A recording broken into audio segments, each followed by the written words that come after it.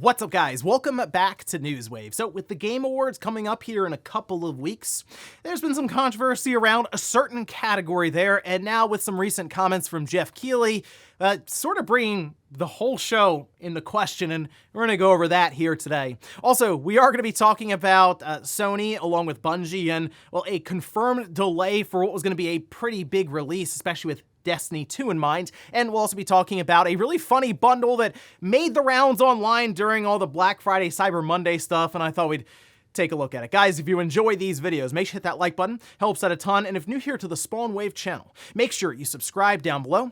And we're going to start today with the Game Awards, but I wanted to separate this a bit from all of the mayhem that was going on around some of the categories and stuff within the show. This having to do with the security at the Game Awards. As we know, Geoff Keighley has been having kind of a rough go of things when it comes to people just walking up on stage, whether it's during the Game of the Year winner's speech, or him just talking on the microphone and someone standing up in the front row and just discussing Grand Theft Auto 6. Well, he did actually talk about this during a live stream and a Q&A that he had. We can see this posted up over on Insider Gaming, who did transcribe it, where Geoff says, "We definitely have plans and we're trying to do all we can to keep me safe, but also everyone watching the show, the audience, people participating in the show, and everything. It's certainly something we're thinking about. We appreciate the concern. Believe me, that's something that is top of mind for us, but we also want to put on a great show that celebrates these games and celebrates our love of video games. So that's an important thing to keep in mind as well." But yeah, I appreciate the concern around that. He didn't seem to want to talk too much about this, and it makes sense. You don't necessarily want to get into specifics or details around what exactly your security detail is going to be, because you don't want people to understand what's happening and then circumvent it in some way, or figure out a path to the stage that maybe now isn't covered. But in this case, yeah, that's obviously a concern, especially since we've seen it happen now twice. And I figure that they're going to tighten up security quite a bit, show that something like this can go off without a hitch, and then you would have developers and publishers maybe get a bit more comfortable having people go out there for different presentations and stuff like that. So I'm not expecting anything crazy to happen this year, but I guess we'll see. Also, we do have a Dragon's Dogma 2 stream happening today, and it looks like we can expect a pretty big reveal there, but we could see this posted up over on Twitter. Bit of a reminder, the Dragon's Dogma 2 showcase is imminent. Join us November 28th, so today, 1 p.m. Pacific time, 15-minute live stream featuring exciting new gameplay reveals. This is hosted by the director at Suno and the producer Hirabayashi. But if we look at Suno over on Twitter, they say, "It's almost here. Tomorrow we will formally announce the release date." So there you have it. We were kind of expecting this one, and this seemed to be the game that Capcom was setting up for I think the first quarter of 2024 would fall in line with running up against the end of their fiscal year. So I'm kind of putting Dragon's Dogma 2 maybe in March, like the first or second week of March. Seems like a good spot for it, and that's really exciting stuff, because when they first revealed it, I was positive we were way off for a release, but turns out it was a little closer than we were expecting. So look out today for some gameplay and finally that reveal date for Dragon's Dogma 2. Oh, and I wanted to bring this up for all of you PC gamers out there, maybe somebody who's expecting to get some parts or a new PC for the holidays. It does look like we have a free game that Ubisoft is passing around. We can see this posted up over on Twitter. Just saying, celebrate Cyber Week with a free copy of Assassin's Creed Syndicate on PC. So the promotion will end December 6th. But essentially, if you go through the link there, you can claim it on the Ubisoft store, which means you're most likely using their launcher, I assume. I mean, that's part of this with these publishers, is they'll give away a game for free as long as you use their digital store or launcher, have that installed, and you play from there. I mean, Assassin's Creed Syndicate might not be enough of a pull for people to get involved with the Ubisoft launcher, but still, it's a good Assassin's Creed game. It's just not necessarily a very memorable one for most people, but it's free, so if you want to claim it, you can do that now ahead of December 6th. And guys, with some of the quick news out of the way, let's get into the bigger stuff. Let's start right away with a lot of the controversy that's going on right now with the Game Awards. That's happening next week, December 7th, and typically we look forward to and talk about this show more for the world premieres or the different games that are being shown there for the first time, which apparently they're getting rid of the world premiere card and announcement, but what I've noticed leading up to this event, people are more talking about the awards themselves and the categories, which is a bit of a turn of events from what we're used to in the past, but I guess that's a good thing considering the focus should be on the awards for this show. However, there is one category that has it's been talked about quite a bit, and that's the best independent game, because Dave the Diver is in there, and that's a game that was created by Mint Rocket as well as Nexon, who is a multi-billion-dollar company. In fact, last I checked, I believe their market capitalization is north of $15 billion. So don't know if I would necessarily call Dave the Diver an independent game or project. Nonetheless, it's in there for best indie game of the year, and this has brought into question why. And well, that's something that Geoff did have to contend with during his Q&A live stream, and we can see this posted up over on VGC. He did transcribe his answer to the question, where he says independent can mean different things to different people, and it's sort of a broad term. I don't know if I agree with that one, but all right. You can argue, does independent mean the budget of the game? Does independent mean where the source of financing was? Does it mean the team size? Is it the kind of independent spirit of the game, meaning a smaller game that's sort of different? I think everyone has their own opinion about this, and we really defer to our jury of 120 global media outlets who vote on these awards to make that determination of is something independent or not. You know, in other industries, sometimes there are things, I think in the film, we got to stop bringing up a film industry. Okay, the budget can't be above this amount of dollars, or it's not independent, so I don't know. Continue saying, and you can kind of argue it either way. It's independent in spirit, and it's a small game. I don't know what the budget is, but it's probably a relatively small budget game, but it is from a larger entity, whereas there are other games on that list that are from much smaller studios.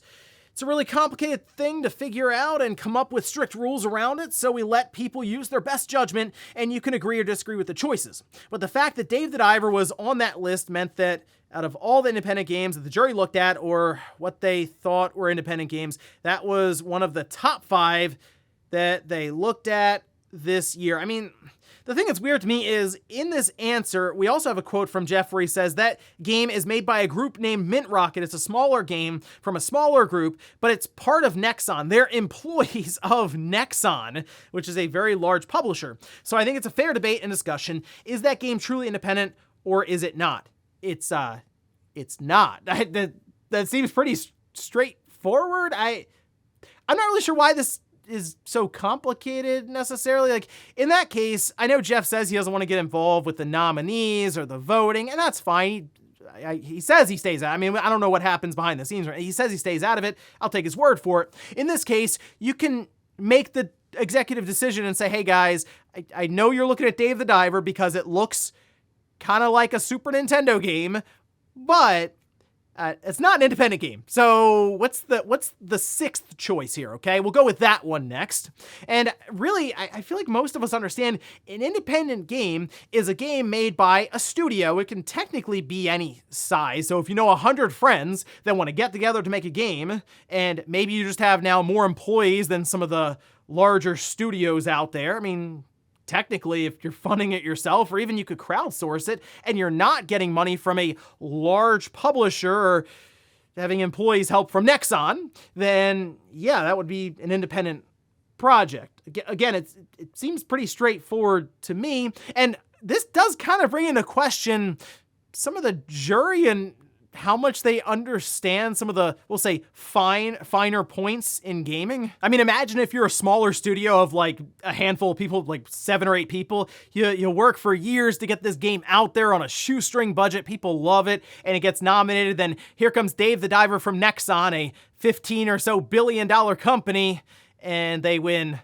Indie Game of the Year. It would feel like a slap in the face. So hey, we'll see what happens on awards night, because that is going to be a very awkward time if Dave the Diver is indeed taken out of that envelope and read on stage. Next up, let's talk about Bungie, Sony, Destiny 2, and the Final Shape expansion, which was supposed to be coming up here, I believe, in February. However, we had reports not too long ago from Jason Schreier, especially with all the stuff that was happening within Bungie, the layoffs, the way all of that happened exactly behind the scenes. Part of that was that the Final Shape was getting delayed months into 2024 and would be coming out in June.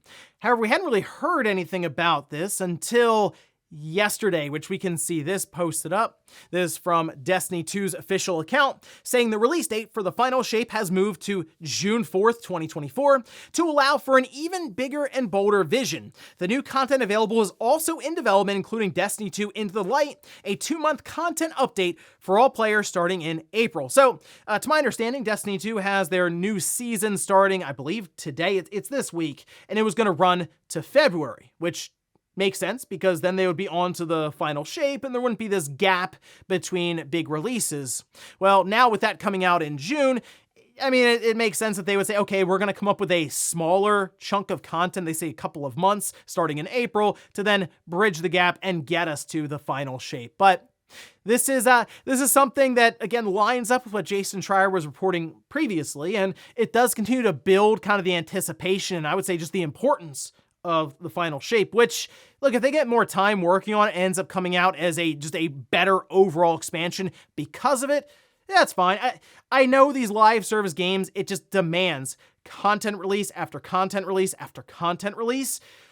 But the way budgets and just expectations have continued to balloon, it's not necessarily realistic to keep up with the live service roadmaps that were set even years ago when games first came out. And that's something that all these companies are have to contend with for these live service games into the future. Now, the interesting thing about this is because Bungie, of course, is part of Sony now, this would push the big release for this expansion outside of their current fiscal year, which might affect some of their projections. I don't know if it's going to affect like their console sales necessarily, as I think Sony was more or less relying on Spider-Man 2, Call of Duty, and then just previous releases for the PlayStation 5 during the holidays to really push systems out there. But it is notable, and it is something that Sony will obviously be, I'm sure, discussing with investors the next time they have to meet and put out reports here in a couple of months again after the holiday season. But yeah, unfortunately, it looks like if you were looking forward to the Final Shape DLC for Destiny 2, you'll be waiting, 3 or 4 months longer. Here's hoping it turns out better for it. Next up, let's talk about a pretty funny image that was floating around online, and it does make me think a bit about some of the confusion around these digital systems at retail, and I guess what stores will attempt to do to sell them a bit faster if maybe they have a bunch of inventory or they're just trying to run different sales. Because take a look at this image here and tell me what you think is wrong with it exactly. Because we have, let's see, an Xbox Series S plus FIFA 23. Okay, if you zoom in on FIFA 23, first thing, it's the Xbox One version, so we're off to a good start. The second thing, well, the Xbox Series S doesn't take a disc. So you're going to get this game, obviously, and you won't be able to do anything with it. Now, they did also package, you can see a little gift card there. That makes more sense, but this is something that I've brought up before, and it does make me wonder about the future of these systems at retail.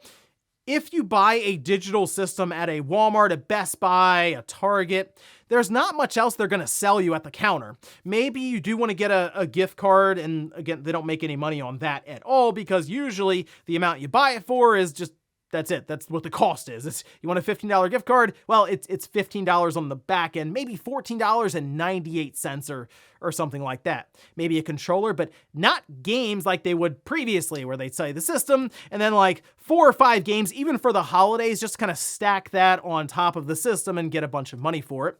In this case, though, I mean, they can't even package a game technically with it as this, I mean, let's face it, the person will buy it and be like, well, what do I do with this disc? I'm gonna take it back. So it does bring up retail's path forward when we do eventually go to just all digital systems, which is something I think will happen the start of next generation. But certainly a funny error, and I guess technically if this was with that new PlayStation 5 system, you could also buy the disc drive down the road, slap it on, and then you could use your FIFA 23 PS4 edition, just try to line that up correctly on PlayStation side. So just sort of a funny image going around there, but again, it did make me think about what's next for consoles in the retail space. And in our last bit of news, let's talk about a quick update for Final Fantasy VII Rebirth, which I'm really excited for. It's out in, wow, we're like 3 months away, right? End of February? So not too much longer, although we're going to get into like January. It's going to feel like a slow grind to finally get to that release and see what's next for Cloud and everyone involved there. But there was an update when it comes to some of the different difficulty settings, and one in particular is interesting because it plays off of things that maybe were a bit annoying in previous RPGs, which we can see this posted up over on Twitter. In Final Fantasy VII Rebirth, easy difficulty allows you to focus on the story. Normal provides a reasonable challenge. In the newly added dynamic difficulty, enemies grow stronger as your characters do, perfect for players who crave constant challenge. And I'm bringing this question up now to see what everyone thinks. How do you feel about enemies that scale in level as you do and basically keep pace with you if you want to over level in a certain areas? Some people they'll just kind of hang out for hours, farm away experience, get really, really powerful, and just breeze through the rest of the game. But we do have games at times that will just scale the enemy difficulty with you and their levels raise up as well as their stats.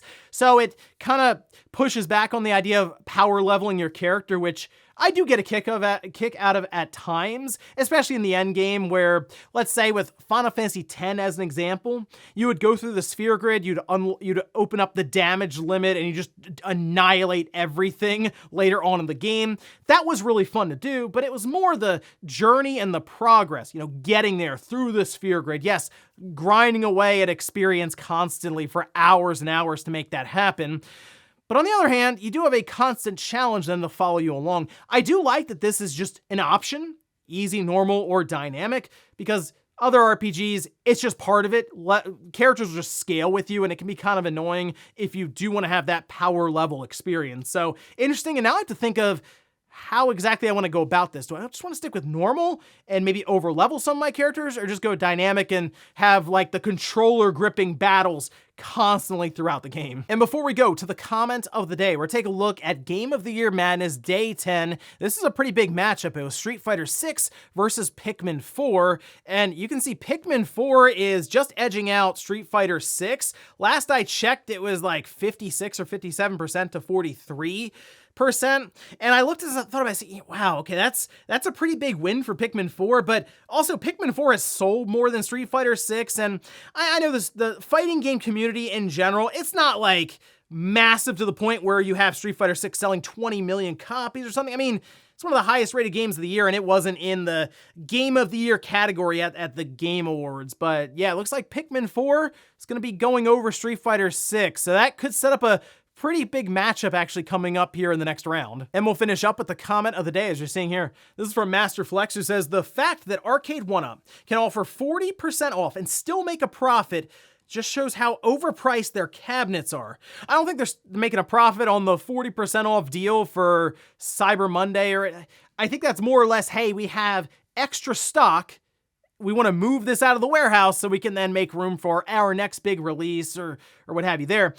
I will tell you though, Arcade 1UP started really losing me when their prices went up and up and up and up, and we were talking about $700 or $800 machines. The idea of them originally was they're going to provide arcade machines that, yes, don't have all the bells and whistles of the full arcade counterparts, but you could get a cabinet that, relatively speaking, would fit inside a house, right, in like a living room or basement or something there, and it would come in at $250 to $300. Like, that made a lot of sense to me, but kind of the direction they've gone now, I don't know. It feels like you're getting in a position of, I might as well try to track down the original arcade machine if I want to spend $1,000 on it. And ladies and gentlemen, that's going to do it here for Newswave. If you enjoyed this video, guys, hit that like button. If not, hit the dislike. Leave comments down below about everything we talked about here today. Where's the controversy around Best Indie Game of the Year at the Game Awards, and Dave the Diver being in there? And also, what about Destiny 2 seeing their final shape expansion pushed back 3 or 4 months? And